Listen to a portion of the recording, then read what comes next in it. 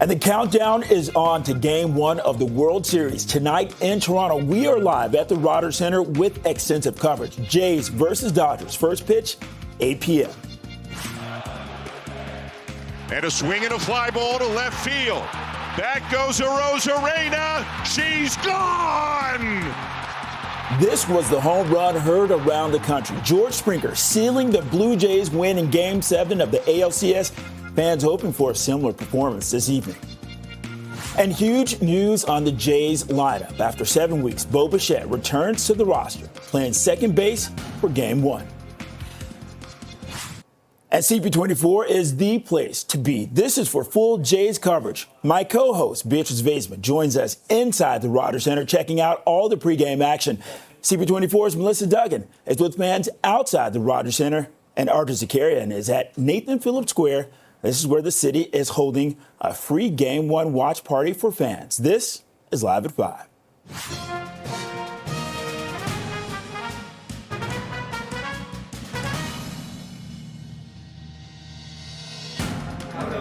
Good evening. I'm Bakari Savage. And I'm Beatrice Vaisman. Welcome to a very special World Series edition of Live at 5.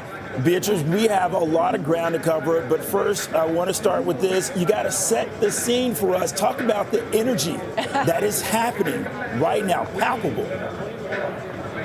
Oh, Bakari, the energy all around the dome. It is just absolutely electric. When I made my way here to the dome around 3:30, it was already packed outside with fans chanting, "Go, Jays, go," just waiting for the doors to open so they can get into their seats. I don't know if you can see behind me. I'll step out of the way so you can get a better look, but some of the biggest stars on the Toronto Blue Jays are out here for batting practice. Bo Bichette, who now we know has been added to the starting lineup for the first time in this postseason. In fact, he hasn't played a game since September 6th. He's out here getting warmed up. Why? Because he will be live here at the Dome playing second base this evening. This is the first time he's played in that position in the majors. He actually hasn't played second since he was down in the AAA in the minors, but we'll see him back here in action tonight. He told me yesterday he was ready to contribute any way that John Schneider thought he could contribute to this team. You've got Vladdy Guerrero Jr. right now on the bag at first base. That's where he shines best. Well, except for maybe up at home plate, getting ready to hit a home run, maybe even a grand slam, to the delight of these 44,000 fans that are going to be packing the seats here in the arena, Bakari. The energy is absolutely palpable. I wish you could see it. It's literally shoulder to shoulder here with media from all around the world. Every major network, media from so many different countries, including Japan, because of course Shohei Ohtani brings that Japanese attention down here to Toronto as well. It is just absolutely electric, and I know it is outside as well. That's where we find CP24's Melissa Duggan, who's outside the Dome. She's been talking to fans, getting ready, getting a feel for what they're hoping for tonight and what they're expecting. So Mel, what are you seeing out there? What are you feeling? You know, there is definitely a huge crowd out here, Beatrice, more than you would normally see for a regular Jays game. And we still have 3 hours to go before that first pitch. But people are just here for the experience. You know, some people I've been chatting with, they don't even have tickets. They just want to see what everything is all about here. But these lucky folks beside me, they do have tickets. You're seeing some World Series baseball tonight. Unbelievable. We're so excited. The city's alive. We've been waiting a long time for this. Absolutely. You were telling me just how exciting the subway ride here was alone. Yeah, just coming down here to the game, everybody on the subway was cheering and excited. I've never experienced that before on the TTC. It's really awesome. You can hear echoes of OK Blue Jays throughout the city right now, and you see some Jays games from time to time. How is it different coming to a World Series game? The anticipation, the energy, honestly, the come-togetherness of it all. I grew up in BC, and I remember watching these games in 92 and 93. I lived and breathed those teams. So actually being part of it here now, being able to have a piece of it, there are no words. It's an extraordinary thing, and I hope all the little kids we're seeing around here know how lucky they are. Yeah, definitely, definitely. Oh, I love how close you are to this game, and you're going to be seeing it with your own eyes out there. I'm still pinching myself. And Bo Bichette's in the lineup. Whoa! Hello, we've got a supporter here. He wasn't missing this. He wasn't missing this. Wild horses would have had to drive away with George Springer riding them.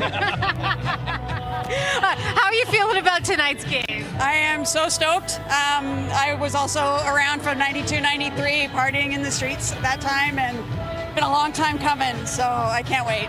Yeah, so, 30 plus years we've been waiting for this moment. I wonder when you're sitting in your seat there tonight, what's going to be going through your mind? One of the things that's going to be going through my mind is my grandmother, who brought me to my first game at Exhibition Stadium when I was 5, and so part of this is for her tonight too, so I'm really excited. That's so special to have those family connections. It's passed down generations, this love of baseball. And with Bo Bichette in the lineup, could these Jays do any wrong tonight? No, I think this is going to be great. It speeds up the top half of our lineup, and he's been waiting to play. He's going to be ready tonight. It's going to be awesome. Oh, yeah, it's going to be a special moment there for sure. So I want to show you more of the crowd. Thank you so much for chatting with me, by the way. Have a blast here tonight.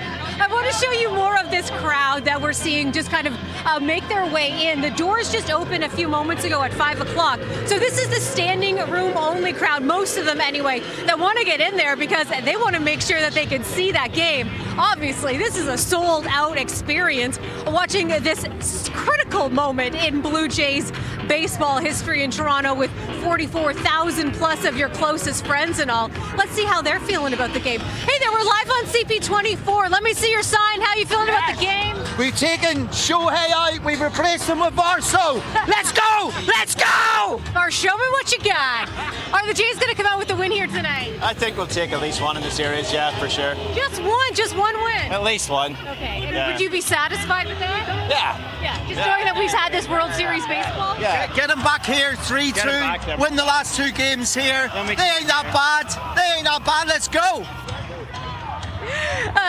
So we're seeing more and more people come in here tonight, and you really do feel that energy right now, which is what makes this so special. People saying, as we heard from that lovely crowd we were talking to, that they've been waiting for this experience. And people share it with kids as well. Getting some very pricey tickets for those kids. Hey guys, how's it going? We're live on CP24. You are seeing some incredible baseball here. I wonder what you're thinking about. Absolutely. The Jays are going to win. Jays in 6. Hang on, let me see that ticket. Of course. This is a commemorative ticket, live of Game 1. We got this from a giveaway.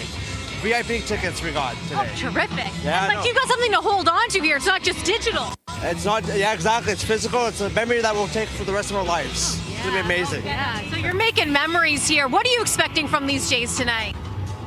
What do you think the Jays are going to do? I don't know what to say. Oh boy. Get a lot of runs? I think the Jays can actually. I think the Jays are going to win. There's no doubt in my mind. This Jays team is going to win. I know this Jays team can beat the Los Angeles Dodgers, and I know this Blue Jays team is going to win tonight. So you know what? This is going to be awesome, man. This is going to be awesome. I'm going to take the Blue Jays. We're going to win it in 6 games. Let's go, Blue Jays, baby. Let's go. Let's go. Let's go. Okay, let's go, Blue Jays. You're here on CP24. Look, we got a lot of fan coverage to bring you throughout the evening and throughout the.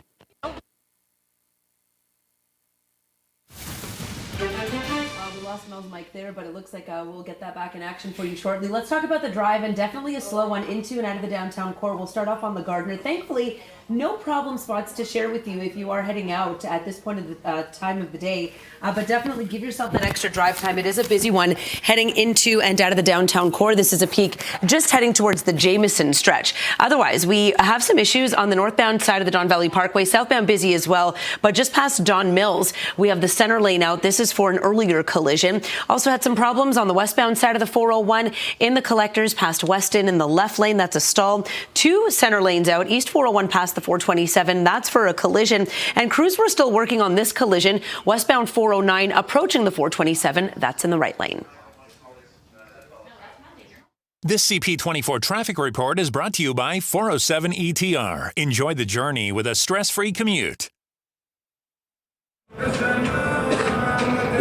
Certainly Certainly the fans are excited outside the dome. You heard Melissa there talking to a fan in a Bo Bichette jersey. I want to point out Ernie Clement also wearing a Bo Bichette jersey here, getting warmed up on the field. Our Arda Zakarian also wearing her World Series gear tonight. And Arda, what a special moment it is to see the national anthem, our national anthem, to be played in the World Series for the first time in 32 years. You've been talking to some kids, some fans all day. I mean, this really must feel like once in a lifetime for them.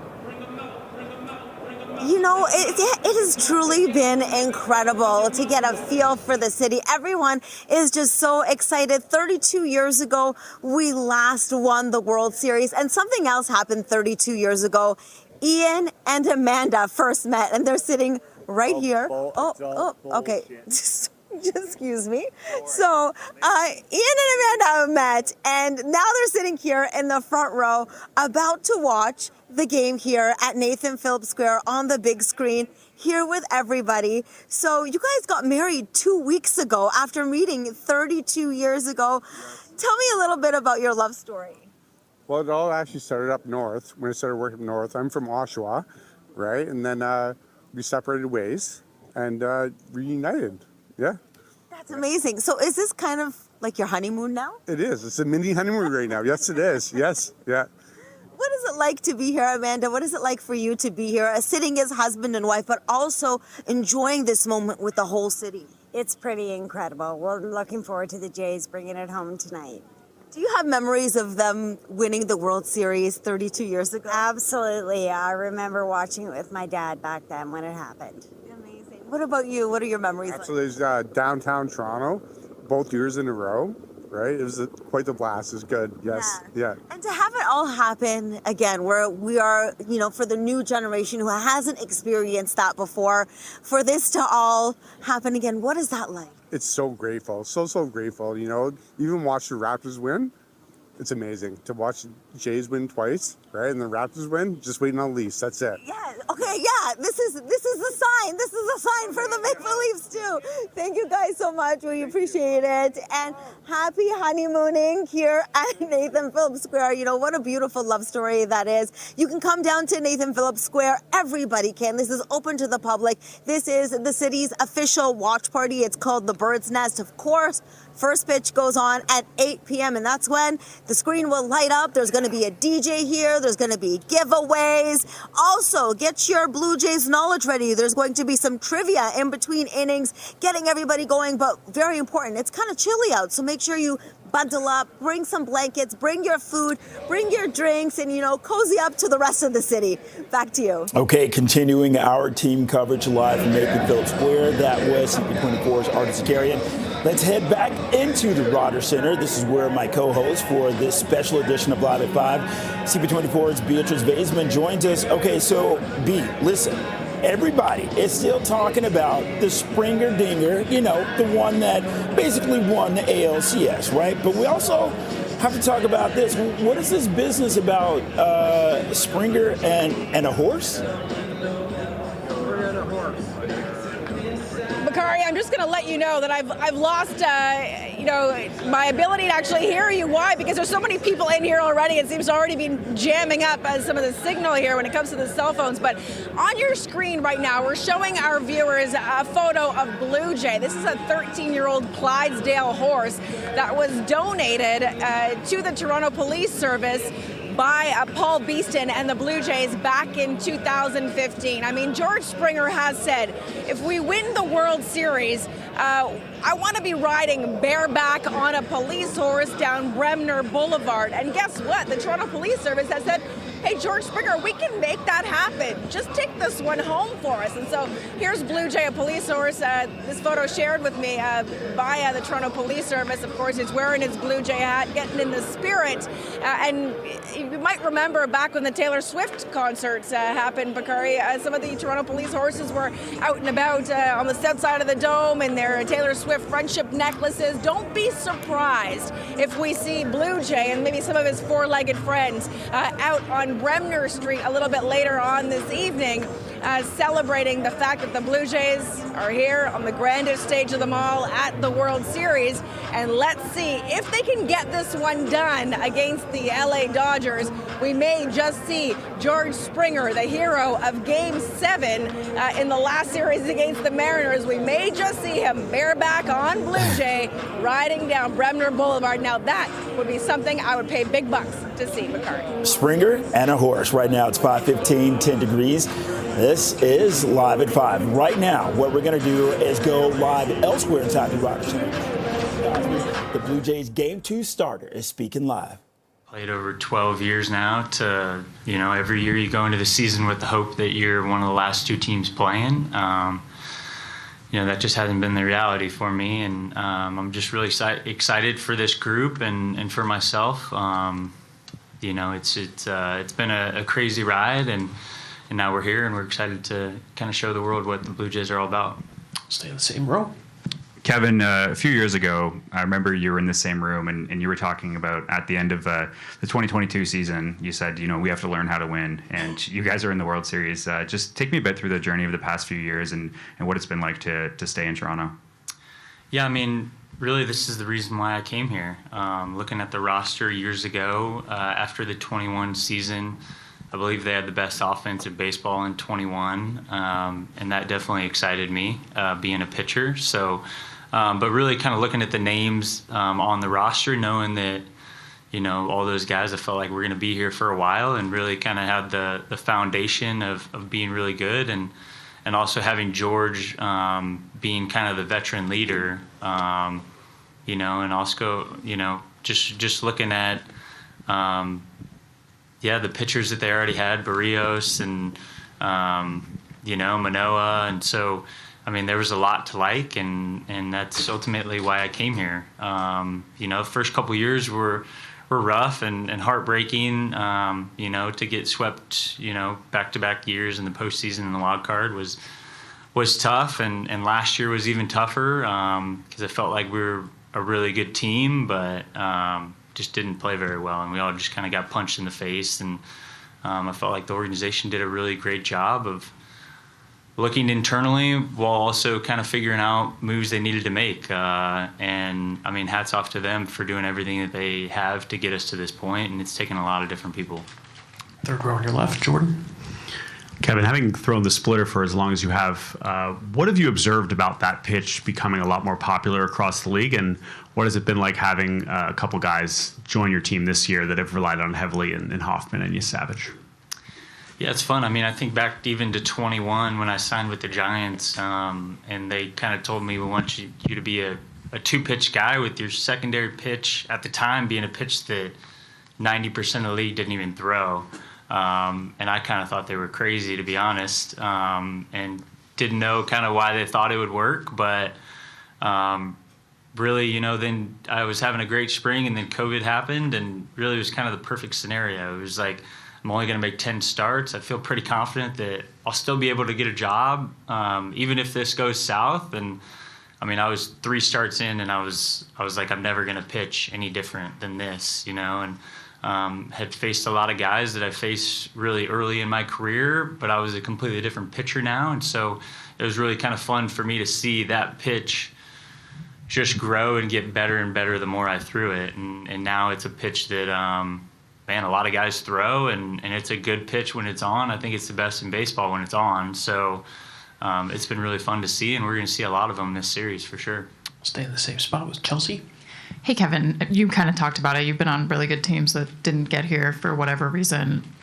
Now that you're here, have you come to any conclusions about what it takes to have a good team that can also win when it needs to like this? This is only my first World Series, so I really can't. I feel like I can't say that much about it. But the two best teams that I've been on were the 21 Giants and this season. And when I think back to those two teams, a lot of things had to click. Especially the Giants. Like 21, I think everybody picked us to finish last in the NL West, and we won 108 games. So. It just seemed like every kind of move that Kapler made that year worked, and There was a lot of times where he would make a move in the dugout and everybody kind of wouldn't agree with it, but it somehow worked. And so, it just kind of got to a point where everybody believed, and that's kind of the same feeling here is the belief in each other that, no matter what the score is, no matter who we're playing, we feel like we have a chance. Last row straight back, Mike. Kev, is there a measure of revenge here for you? You talked about that 21 Giants team. The Dodgers knocked you out in the first round. Is it nice for you to have another shot at them? Yeah, for sure. But I would feel the same way if we were playing anybody. I want to win. It doesn't matter who's over there. I still think about the check swing on Wilmer Flores. I don't think it was a swing, but, that's kind of water under the bridge. But and Max was pitching in that game. So, it's kind of full circle.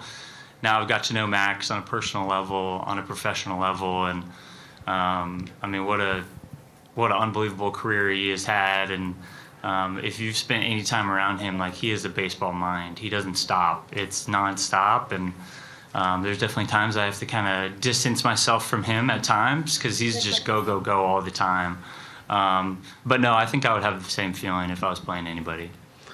It sounds okay, we are hearing live from Kevin Gausman, learning that he is starting for the Jays in Game 2. This after the team announced earlier Trey Savage starting in Game 1 tonight. Dodgers, they're going to have Blake Snell starting Game 1.